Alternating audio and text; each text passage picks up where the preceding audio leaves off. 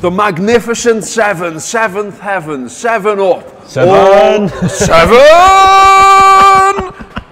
All of that. That's what they're doing in the papers today. I've been a sub-editor. I know what it's like. You've got to come up with something new. What do you say about 7 goals? You say it's boss. You say it's brilliant. You say it's great. You say Liverpool are playing some fantastic football. You say who is stopping this Liverpool side when they play football like that. What a night to be at Anfield. Me, Gareth Roberts, Craig Hannan, talking Reds, having a chat about all that. It was boss. Oh, it was brilliant, yeah. The atmosphere from start to finish was brilliant, you have to say that as well.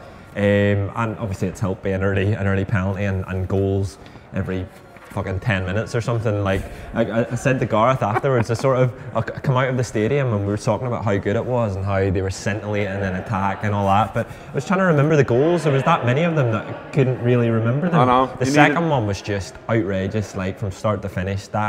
And we've talked about the Fab Four and about you know, we've not had those 4 on the pitch together anywhere near enough this season, but God, you can see what they do, and you just see Moscow collapse. They just can't deal with it. No. And I've seen loads of people say, "Oh well, Moscow were poor. They were terrible in defence." But it's the 4 of them and the team in general that force that on them. That create the problem for Spartak and make it difficult for them. And it was just all round. It was just probably the perfect performance and the quintessential Klopp sort of prototype performance, if you want. Well, those 4 did play together in Moscow, and that obviously was a very frustrating night. 17 shots, the game ends up 1-1, and Liverpool had no confidence in front of goal that night. Now you're seeing the complete and absolute opposite. It's night and day, isn't it? And if there's a better way to prepare for playing Everton on Sunday than scoring 12 goals in 2 games, I don't know what it is. I mean, in terms of the way the game went, obviously a penalty after 3 minutes, the fastest Champions League goal at Anfield. Also the first successful pen after 4 misses, by the way. I had a little bit of a twitch, I've got to be honest, when I saw Coutinho stepping up to take it, but really cool penalty, put it away, and I'd keep him on them for now because, you know, there's been several players now, Salah, Firmino, Milner as well, you know, they've all had to go and missed in fairly recent times. So yeah, keep him on there. Captain Coutinho, the first hat-trick of his Liverpool career. And he's now got 9 goals and 6 assists in his last 11 appearances, which is quite the stat. Then you've got Salah, he's on 18 goals. No one else in the English top flight has scored more than him right now. You've got Firmino on 12 goals. He's already scored more than last season. I mean, you know, the lads on the cop by me was funny. You know, I had one on the left who was saying to me, "Lad, where's the final this year?" Which I love that. I love the idea of getting carried away with it all, because, you know, what are you in it for if you don't get carried away? And he wants to know where the final is. It's in Kiev, mate. I reckon he was on his phone booking flights and all kinds. Good on him. On the other side of me, my mate Gary, I had him saying, I think we can break a record here tonight. And it did look that way for a while. You know, the goals just kept coming. We were all over them. They just didn't know how to stop us. The football was phenomenal. I mean, you started the record in the Champions League, was 8-0 versus Besiktas. The record in Europe for Liverpool, I thought, could possibly go, which is 11-0 beat Strom's Godset in the 1974 Cup Winners' Cup, which doesn't even exist anymore. Craig, I can already feel looking at the side of my face saying, Cup Winners' Cup? Don't remember that, do you, lad? Just a great days. The Premier League now as well has 5 clubs in the last 16 of the Champions League. What else is there? There's all kinds of facts kicking about, and they're all boss. Liverpool are the highest scoring English team in the Champions League group ever.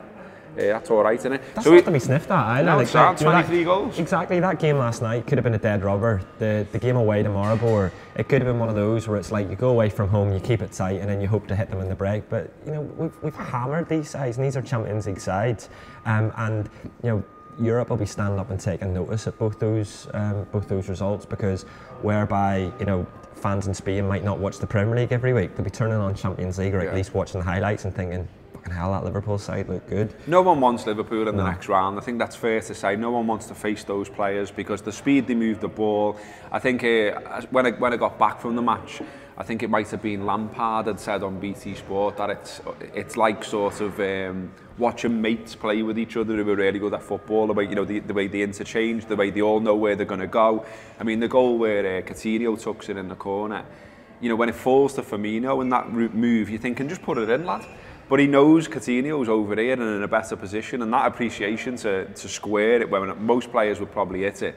But all over the pitch, wasn't it, as well? Yeah. There was showboating, there was dummies. The one Coutinho does where he absolutely sends the lad for the echo, absolutely brilliant. Salah, when he takes his goal, the way he turns in the box and he's got all that time in the world to put it in.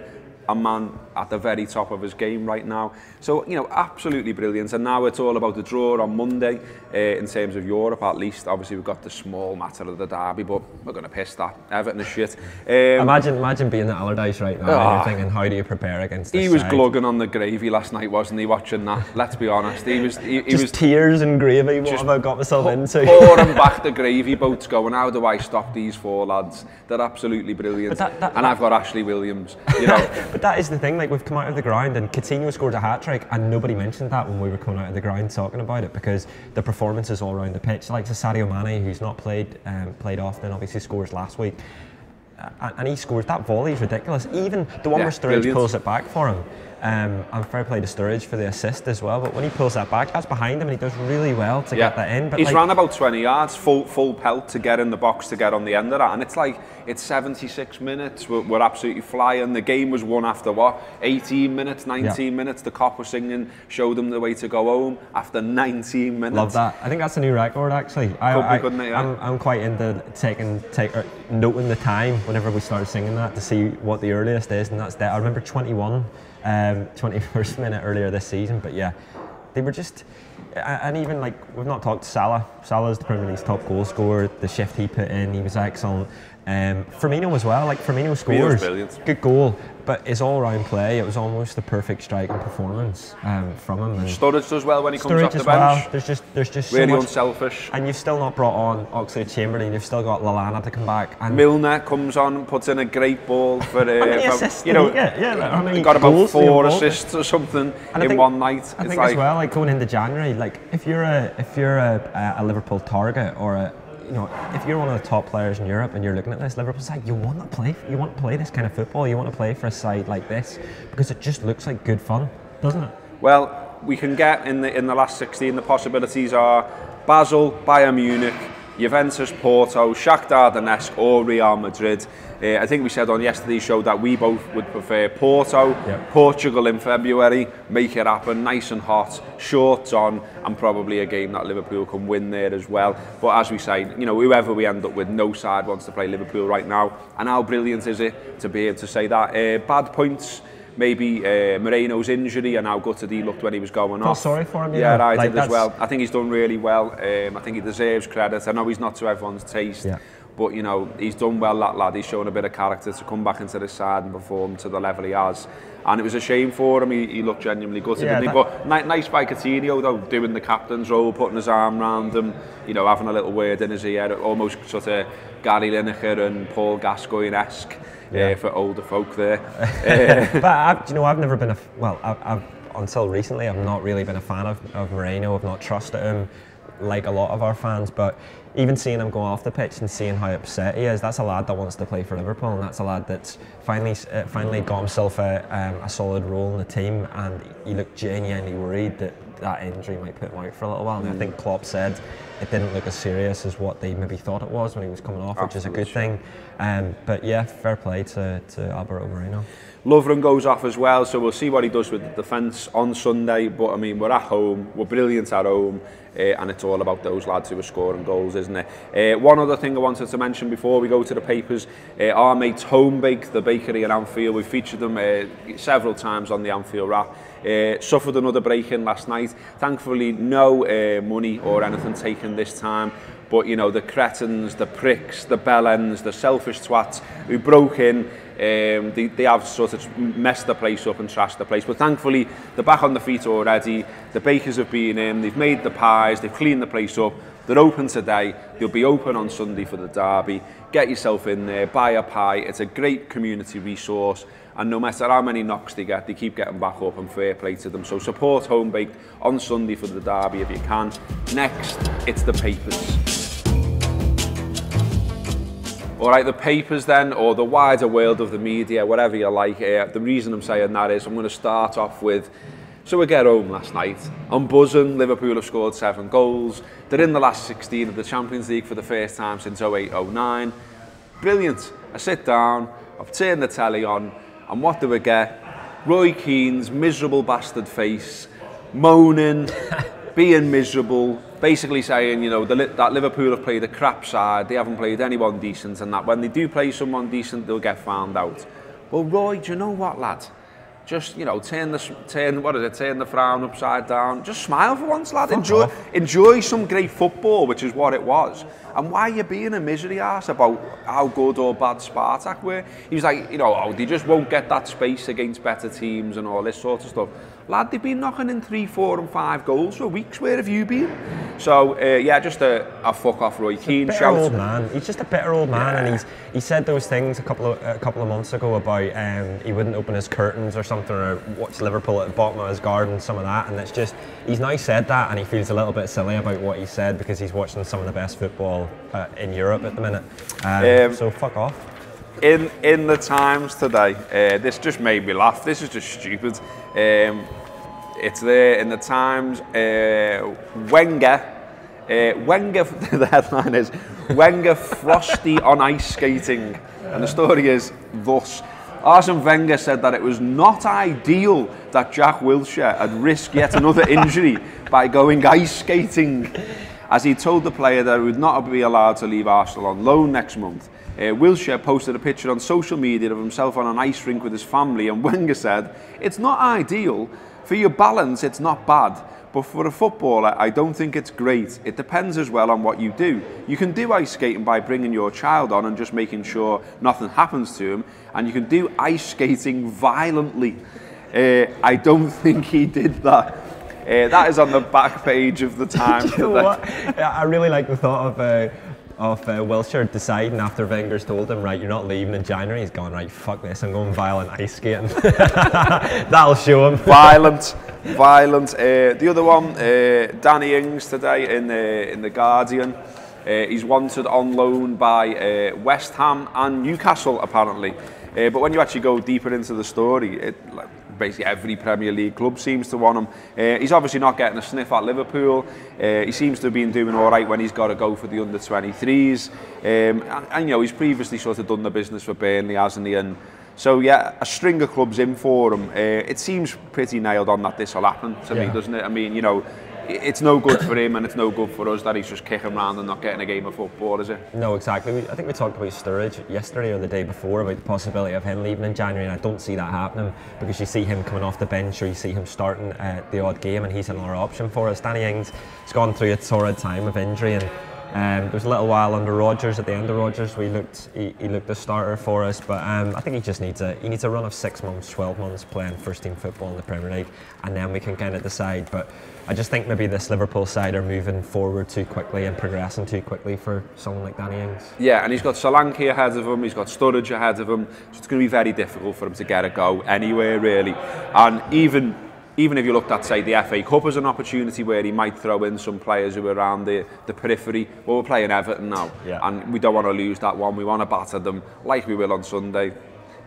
So he doesn't want to mess about there. So I just don't see where he gets his football, so it makes a lot of sense.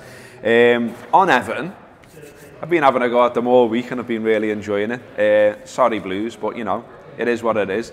The Mirror today just makes me laugh. So it's previewing Limassol v Everton, which is today.